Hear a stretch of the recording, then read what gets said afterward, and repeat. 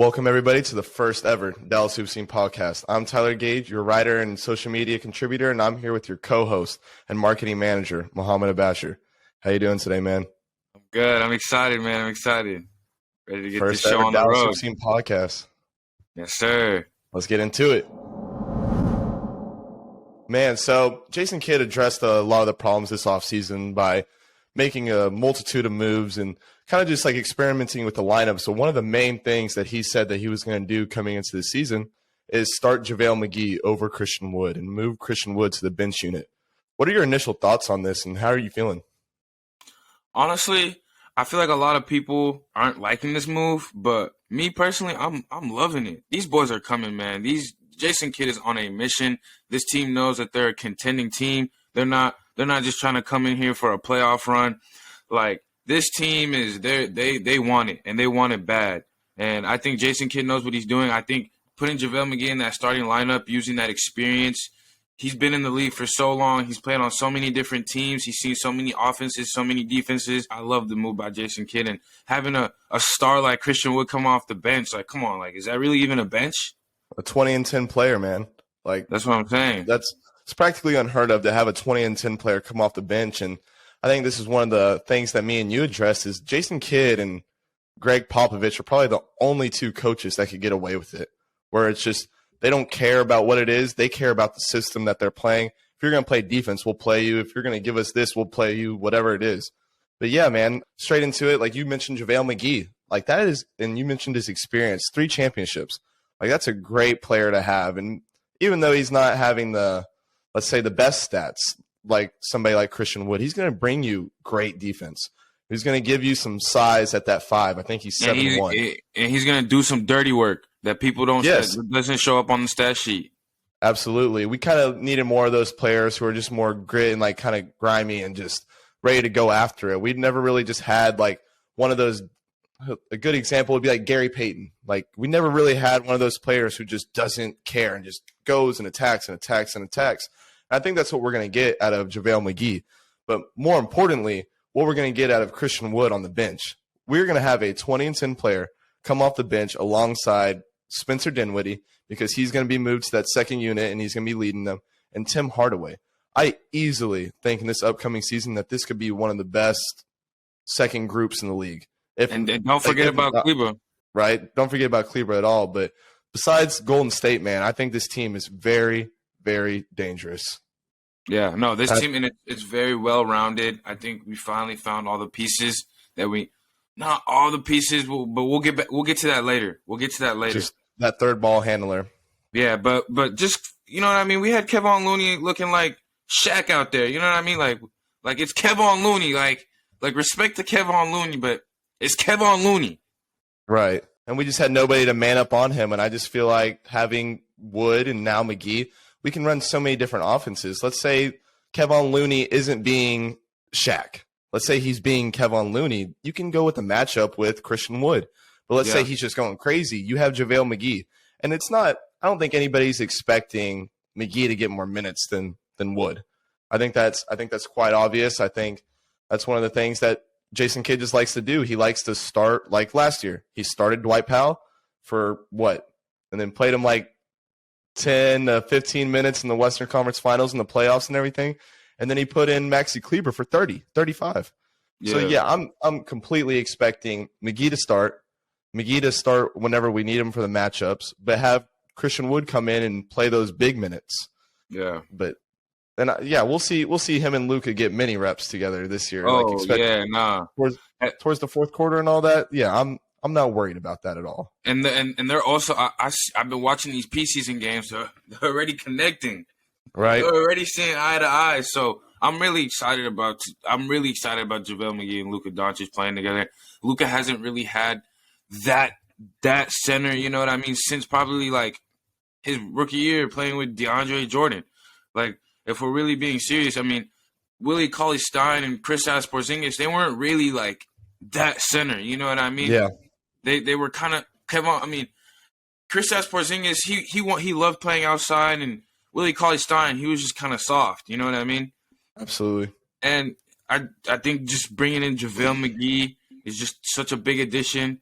Christian Wood coming off the bench, someone who can space the floor and wants to play the 5 inside. That's his specialty. Right. He likes playing inside. He loves playing inside, but he can also shoot that ball. And coming off the bench, from 3. Coming off the bench, you got 2 bigs, Kleber and Wood, that can space the floor. You know what I mean? So Kleber can actually play his role now. He doesn't have to do all the extra stuff. Right. Shot 39% from 3 last year only on 336 attempts. That is insane to me as a 5, and you really just don't see that very often. And another positive out of this lineup that I wanted to mention is you have JaVale starting, like I said, and you have Christian Wood coming off the bench. But you practically get to keep the same identity that we had last year. You get to keep Luka. You sub Jalen Brunson out for Spencer Dinwiddie. You have the Bang Bros. You know what I mean? We got Reggie Bullock. We got Dorian Finney-Smith. 2 great defenders that make up this team. Hardaway's back. But in the starting lineup, we have 2 great defenders alongside Luka, and now we just added a third, JaVale McGee. But we, like I was saying, we probably get to keep the same identity. Like we are a defensive team. We have the Bang Bros are our identity. To be quite frank, those guys were playing. I think they played 47 minutes one night. Had at one point they were the 2 highest minute holders in the playoffs last year. So like we get to keep this exact same thing, but we just upped our bench. I know going to this season, we're way more prepared than we were last year. Last year, we didn't even have a set team. We made a trade at the deadline for Spencer Dinwiddie. There's just so many things that could come out of this. And with Christian Wood averaging his career high with James Harden with 23 points per game, like who's going to tell me that he can't do that exact same thing when he's playing alongside a player like Luka, a very ISO, just pick and roll, pick and pop type of player where he works off the 2-man game. And then when Luka gets doubled, Christian Wood comes, sets Luka a screen. Luka gets doubled. Luka's going to get that ball and kick it. Christian Wood is going to go to work. He's not just going to hold that ball like Dwight Powell and just either look for a forced pass or try to go. He's going to make a play. And so, I think this team is a lot better than we were last year. I think this team is a lot prepared. We on a mission, man. They coming. 100%. They coming. Yeah. And we gave up a bag of, like I said, we gave up a bag of rocks for a 20-10 player. Gave up Boban. That's the only person that hurts, but he really wasn't playing like that. Shout out Boban real quick. Shout out Boban, man. Get him off the Rockets, fam. Hey, get him off the Rockets. Somebody send him some help. Just put him on a team that's winning. There's no need for the Rockets wanting to hold on to Boban Marjanovic. Exactly. Besides just chemistry. So put him on a winning team, get him a championship. I want to see nothing but good things for Boban. But give up a bag of rocks for a 20-10 player. So I don't think there's any negatives going into this. If let's say the chemistry isn't there, there's a lot of talks about him having attitude problems, which I'm not buying just because he's played for the Detroit Pistons and the Houston Rockets in the past. 2 teams who are very especially the Houston Rockets, just crazy. Just crazy. They're not good, but they're just a bunch of young guys developing. They're in rebuild mode, and Christian Wood is not a rebuild mode type of player. He's ready to go win. He's ready to be on a team where he's challenged. But I think it's interesting going into the season knowing that he's on his last year of his contract. This means a lot of moves for the Mavericks. Putting him on the bench, I don't know if they would be doing that if he had a 3-year contract on his hands. Yeah. And I think that's one of the reasons that the Mavericks made this move. There's just so many opportunities out of it that you can choose from, and just the trade. If you want to trade him, if you want to give him a new contract, what's a better way to have him buy in than tell him that you're going to come off the bench? We know you have a expiring contract at the end of this year, but if you prove to us you can play defense, if you prove to us that you'll buy in, you can prove to us all these things, we'll get you it. We'll start you. I believe in him buying in. The Rockets 100%. And Pistons, those were teams that he knows they're not gonna go to the playoffs. He knew what situation. Coming from hoopers, me and you, we both hoop. When your team is losing constantly that badly, it takes away that fire desire. You know what I mean? That winning desire. Because it's just there's no urge. There's no defensive urge, you know what I mean? And I feel like on a team where we prioritize defense, we don't play about that. Absolutely. You don't play defense, you're coming off the floor. You're coming off the floor immediately. And it's a prime example right here. I think he'll do fine on defense. I think he'll lock in. Defense is a mindset thing. Not really much skill. You just have to really want it. I agree. And I also think it has something to do with like his build. Obviously, it has something to do with his build and everything. He can move around at the 4, and he might be better on defense at the 4, but he might take a little bit off of the offense. He might not be as good on offense, but if we can substitute that for defense, I think that's what the Mavericks want to do. They want to have him just prove he can play the defense, he can run the 5 or the 4, and then we can make rotation changes or lineup changes off of that. But we just have to see what he can do, because there are so many question marks coming into this year. So many. We're way more prepared than last year, but there are so many question marks. Is Josh Green going to be a reliable player? Is he going to get those big minutes? Is Christian Wood going to start? Is he going to be impactful on defense? Like that's the main question. Like, can he play defense? And we really don't know. We saw in the preseason just a small sample size of him, but I think he came down with a couple blocks and a couple steals. So we'll see. But he really does look like a turnstile out there, just kind of very, very not necessarily lazy, but I feel like he can't just move around. He's not as agile as we would need somebody to be at that 5 position. But I don't know. I think we can do a lot with it. Yeah. I see it going a long ways. I think Christian Wood will lock in on defense. I think him talking to Jason Kidd and getting to know. I mean, look at, we went from one of the worst defensive teams in the league to one of the best defensive teams in the league in the span of a season. And then Coaching. we went from one of the first half of the season, we went from one of the bottom defenders to one of the top 5 defending teams in the league the second half of the season. And it's just all about that fire desire, like I said. And I think Christian Wood, that's not really something I'm too concerned about. I think he'll play defense. I think he'll be. And this is where I think we differ. I am worried about Christian Wood's defense. The one thing I'm not worried about is his offense. I think the offensive buckets are going to come, but his defense, if he can man up on, like, if he can guard a bruiser, who's a good example? Like Kevon Looney. I don't think he has any chance of guarding Joel Embiid. I think that's going to be one of the games where we're going to be matching up JaVale like right away. JaVale's going to start. JaVale might play 30 minutes when we play a guy like Joel Embiid or a big bruiser like Nikola Jokic or whoever it is. But just so many question marks, man. We'll see what happens with that. But another good point is, like I brought it up earlier, but he averaged 23 points alongside James Harden. Yeah. I don't even like. I'm not worried about his offense. And Luka and Harden have pretty similar offenses. Oh yeah, absolutely. They just love coming out the diving pick to and the rolls. basket. Yeah, playing at their own pace, slowing the game down. I think Christian Wood will merge with Luka Doncic pretty well. So I got a question for you. All right, what's up? We saw the odds come out. I think Christian Wood had the second best odds of winning Sixth Man of the Year next year, and the person in front of him was Jordan Poole. So what do you think about Christian Wood? Do you think he'll be able to pull in a little Sixth Man of the Year trophy, or do you think he'll even have a chance to, because he'll be starting at the end of the year? Right now, just because we haven't really seen much from Christian Wood, I can see Jordan Poole winning it. I can see why most people voted Jordan Poole to win it, but we never know. You know what I mean? We never know. I can see it, and it would really make me happy if he became Sixth Man of the Year. That just means he's performing for us, and he's really putting on a good show. But I don't know, man. For right now, I don't know. I think Jason Kidd, the way he kind of sets up our offense, he sets up our offense in a way where you have a role. It's not kind of like nobody really goes and gets a bucket besides Luka. You know what I mean? And we saw Jalen Brunson do it last year, so that doesn't mean Christian Wood can't do it.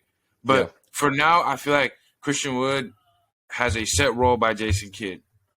Yeah.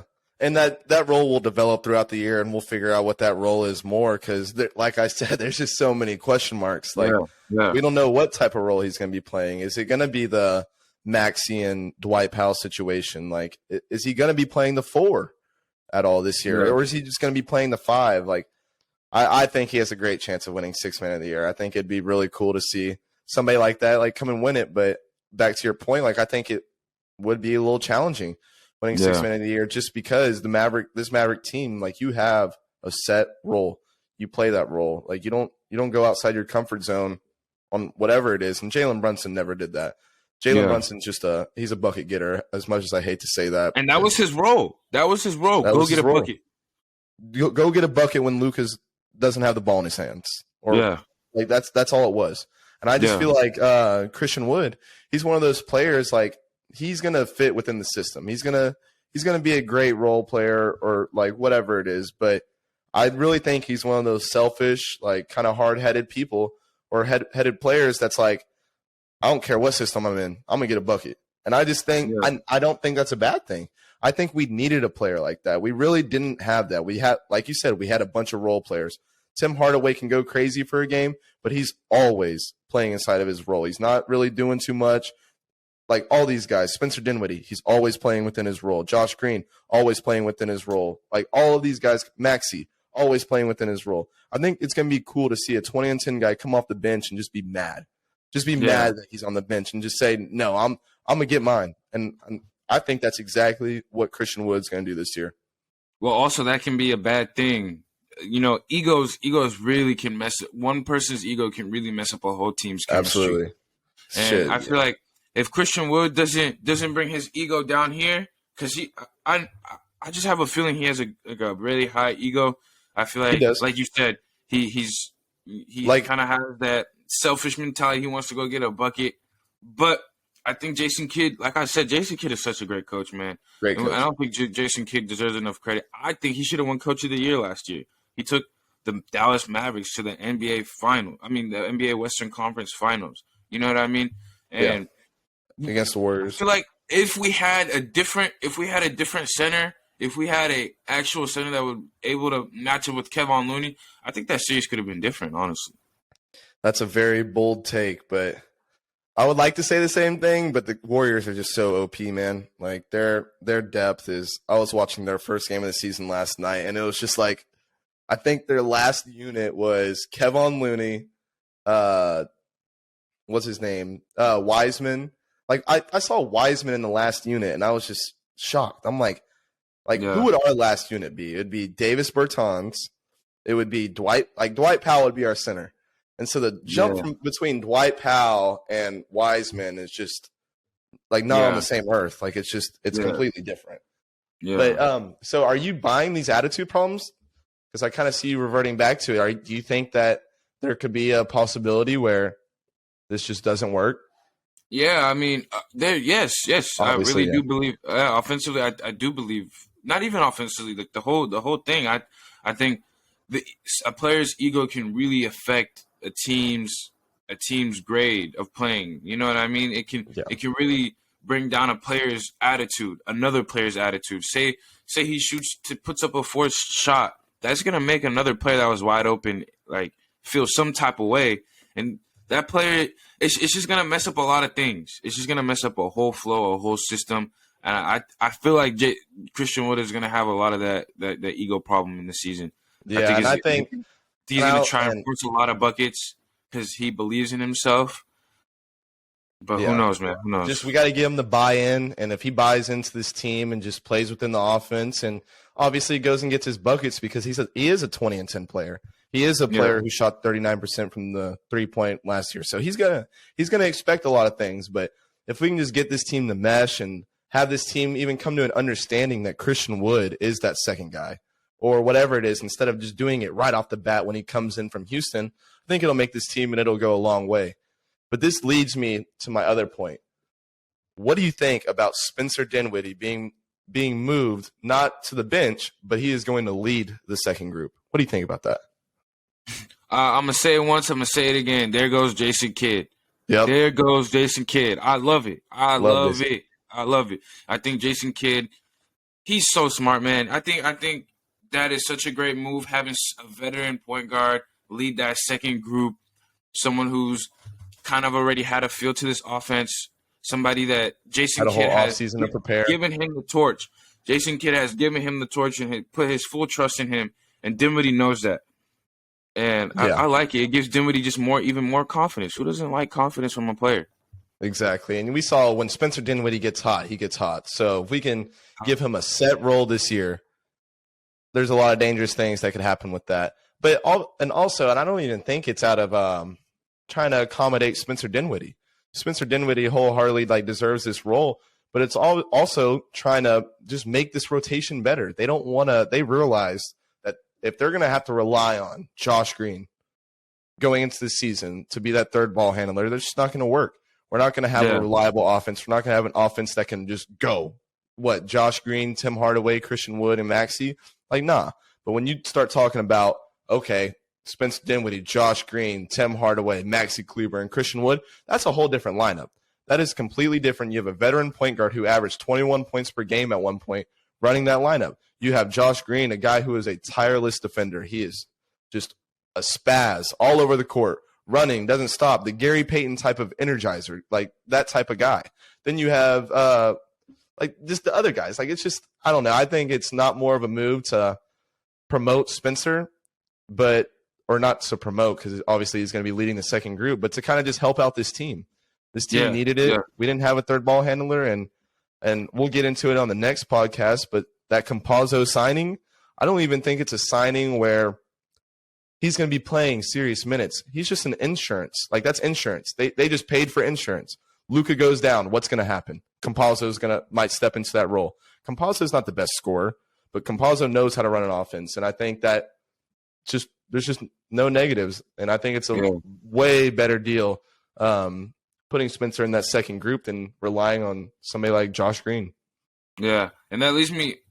So we've been talking about the buffs of this offseason, the goods. Let's talk about the bads. Let's go ahead and talk about the bads. You know what I mean? Ooh. What's going on with what's going on with the ball handling situation, man? What's going on? I think that it's I think the ball handling situation right now is resolved to as much as it can be. With Spencer Dinwiddie moved to that second group, I think that was Jason Kidd addressing that issue and saying this isn't what we're gonna do. Josh Green, the fans don't like it. The Mavs people don't like it. Everybody had high hopes for Josh Green, and we're just expecting too much out of him. It's not necessarily Josh Green's fault. I think Josh Green's going to progress, and I think he's going to continue to get better and fill that role for the Mavericks very well. But we just have to wait, and we have to just kind of move it around. And like I've been saying this whole entire podcast, just so many question marks. If Josh Green gives us that third ball handler role, maybe Spencer doesn't have to go to that second group, and maybe it just works that way and Spencer has less minutes. We just don't know. And then Campazzo, we don't know what his role is going to look like, but I'm kind of thinking that he's on the outside of the rotation right now. Maybe that guy right before Jaden Hardy. Tim Hardaway can still handle the rock, and Christian Wood can handle the rock way better than Kristaps can. Just a lot of question marks. I don't know exactly what's going to happen, but I do know that I think we're going to be okay on the ball handling stepping into the season. Yeah. And I agree. I think we'll be okay, but we just never know. I'm excited for the season. We're ready to get this show on the road.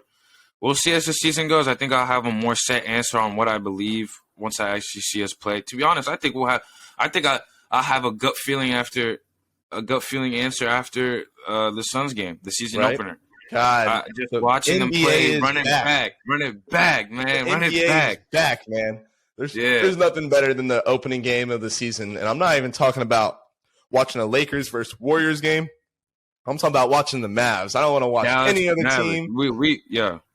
I just want to watch the Mavs. And man, Spencer shot 40% from three last year coming to the Mavs. It was a small sample size, obviously, of 23 games during the regular season. He shot 40% from three and 50% from the field. I don't know. There's just so many things to be happy about. He averaged 15.8 and 4 last year, which is practically mirroring what Jalen Brunson did last year for us. Jalen Brunson only averaged 16 and 5. Let's not forget that he is getting paid $100 million or total. That boy was a bailout. That boy was a bailout. He was going to get us a bucket when we needed it. And so that's one big thing I'm very scared of. It was kind of whenever we needed a bucket, it was kind of hand the rock to Jalen Brunson. But let me ask you this: a bucket.